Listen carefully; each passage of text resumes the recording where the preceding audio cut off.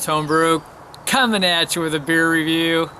Woohoo! I've got one that I pulled out of the cellar today. It's from sometime in 2013. It was sent to me by ManBearPig 1122334455. You can check out his beer reviews. This is one he sent up. He got out of California for me because I don't get them in Oregon. It's from Clown Shoes. It's the Very Angry Beast. That's right, very angry. And again, this is one that's brewed for them by, sometimes they call it Mercury Brewing. It's Ipswich Ale Brewing out of Ipswich, Massachusetts. Now, this one's got a fun little story on the side, worth reading if you get a bottle. Clown Shoes made this with a 50-50 blend of Vampire Slayer, a very good beer, and Blaecorn Unidragon, another very, very good beer. They blended the two and then aged them in bourbon barrels to make Very Angry Beast. And they've got a whole story for these series that they do, which is, like I say, kind of a hoot. This is an Imperial Stout, bourbon barrel aged at 11.5% ABV. So I'm being rewarded for all my work today. Let's get this cracked open and give it a try. All right, so we've got about 2.5 years, I guess, on this. And that's looking pretty good. Pretty dark.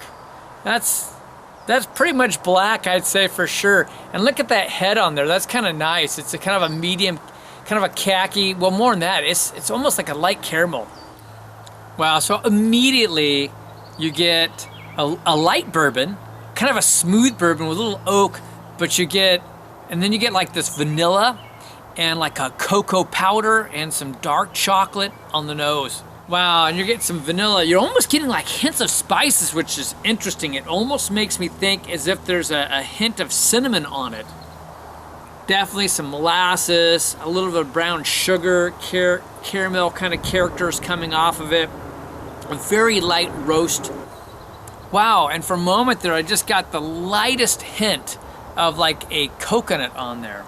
So, very, very inviting. We're gonna dive in. Cheers.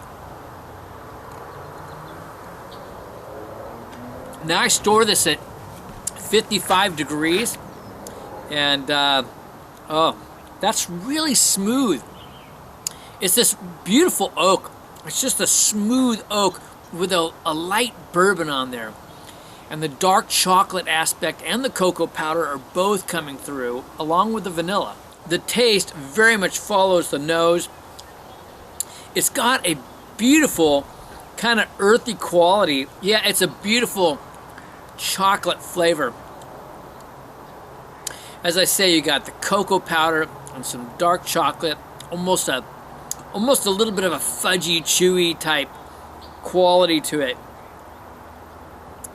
You know, not quite candy bar, but a fudge, you know, would be more like it. Like I say, again, that cocoa powder and dark chocolate, those keep circling round and round. There's a beautiful roast undertone under the whole thing, but it's not real strong. It's just a supporting piece of the beer. And the bourbon barrel character is there, but guy, it just feels like a beautifully aged with some oak. You know, it's just in the light vanilla. It's just a beautiful earthy quality. It makes me wonder what hops were used in it, because I'm just really digging on this aged earthy quality. The molasses, again, that's there. It's light, and you almost get like a kick of rye flavor on it as well.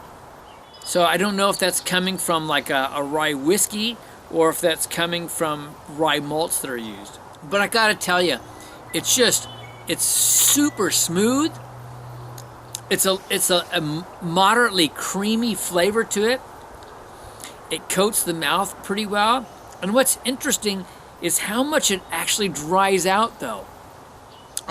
It really kind of does dry out on the palate, and it kind of leaves you thirsty for more. Wow, that's an easy drink. I should have had someone here drinking this with me, but you know, it was time. All right, I'm gonna take some time with this, speaking of time, and I'll be back with some final notes and numbers. It only happens when I come out for beer reviews. I just want you to know. I mean, really, truly, I was out here all earlier. There were no planes, it was quiet. As soon as I come out for a beer review and turn on the camera, I'm telling you. I've taken some time with this, and I gotta tell you, man, it's warmed up beautifully. A little more char flavors coming out now.